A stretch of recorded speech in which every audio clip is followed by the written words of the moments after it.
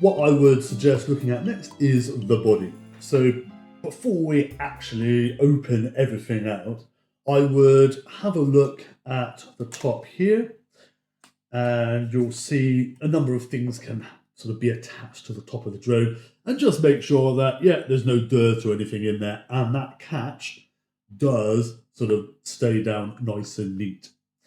And also, while you're on sort of catches, I would have a look and just make sure that this back bit here, where you stick the USB in to get your imagery out, and also that ever so easy microSD card that DJ and I have nice kindly put in there, this cover is still attached to the drone, but also when you push it in, it still stays put in.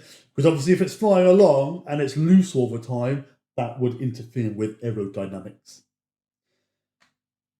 And then also on the underneath of the drone, you've got another little cap there, which you can open and just have a look and then sort of push back down again. So you know you've done all those sort of catch bits, as it were. And then what we can do is go into the body.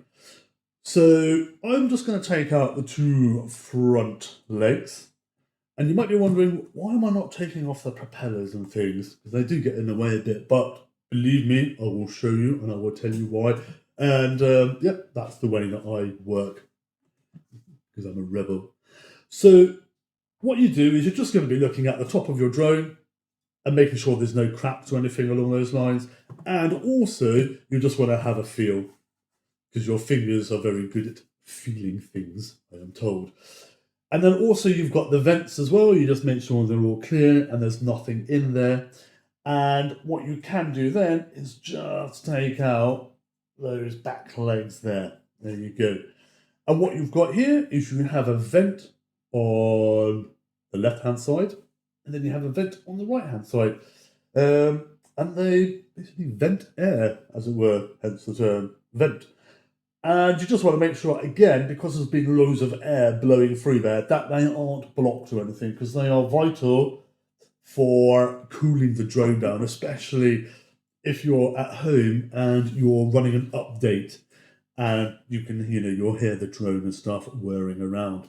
So we've checked the top, and also what you want to do with the drone is have a look at the legs. So you want to make sure that when you've taken all the legs out, they just sort of snap out nicely. You're not going to snap them out and just let them snap back all on their own. You're going to guide them out, just make sure that they are sort of fit for purpose and they do stay in place, they're not loose.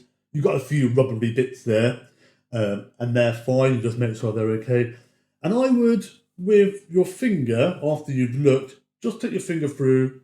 There's no need to actually look again and see whether you can feel any cracks. Any cracks or sort of blistery bits or anything along those lines. Because any defect like that will affect the flight of the drone and then have a potential knock-on effect later, if there is an accident or, it doesn't fly properly, as it were. So we've done this, the top, we've had a look at the side and the legs. What you can also do is just take this over, nice and easy, and have a look at the base. So with the base, I'm going to take this down here, what you'll find that you have is you have your visual sensors. So you have one at the back of the drone and one at the top of the drone. And obviously that helps with the 360-degree visual sensor, binocular vision and obstacle avoidance. What you've also got as well is your auxiliary light. So you just want to make sure that's clear. And also you just want to make sure these two pads here are clear. And these are your infrared landing system. They help with the landing. And I've done a video on this as well, which I'll be releasing pretty soon, in a week or two's time, maybe 3 weeks, because it's so good.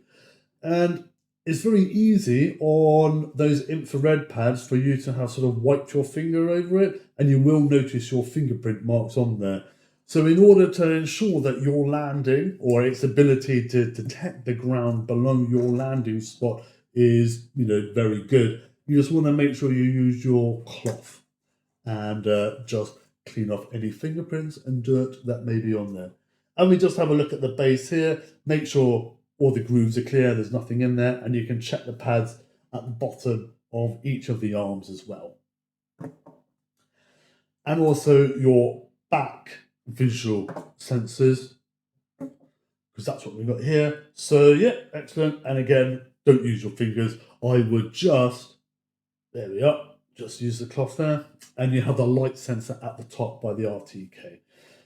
And luckily with this, unlike obviously the Mavic 3 Pro, a lot of us had, Mavic 3 Pro? Yeah, Mavic 3 Enterprise, sorry. That was the sort of attachable RTK, but thankfully the Matrice has its own dedicated RTK sort of in the body of the aircraft, which is fantastic. So that there is what we've done in terms of the structure and the body of the aircraft and the inspection of that.